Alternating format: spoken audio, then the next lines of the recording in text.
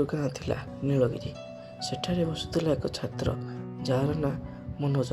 ମନୋଜ ଆର୍ଥିକ ଭାବେ ଧନୀ ନଥିଲା, କିନ୍ତୁ ତା'ର ମନ ଧନୀ ଥିଲା। ସେ ଚିତ୍ରକଳାରେ ବହୁତ ଦକ୍ଷ ଥିଲା। ତାଙ୍କ ଗ୍ରାମରେ ଏକ ଦିନ ବହୁତ ଛୋଟ ମେଳାଟିଏ ଲାଗିଥିଲା। ସେହି ମେଳାରେ ମିଠା ମିଠି ଦୋଳିଥିଲା। ମନୋଜ ଦୁଃଖରେ ଖୁସି ହୋଇଥିଲା ଓ ଦୂରରେ ଦେଖିଲା ଏକ ଚିତ୍ର କମ୍ପିଟିସନ୍ ଅଛି ବା ପ୍ରତିଯୋଗିତା ଅଛି।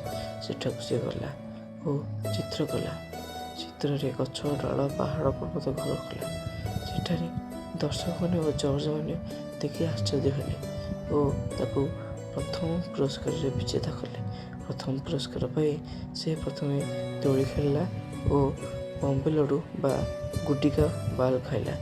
ତାପରେ ସେ ଘରକୁ ଆସି ସେହି କଲର୍ଟିରେ ଚିତ୍ର ଆଙ୍କିଲା। ଗୋଟିଏ ପିଲାର ସକ୍ସେସ୍ କଥା ଦେଖିଲେ।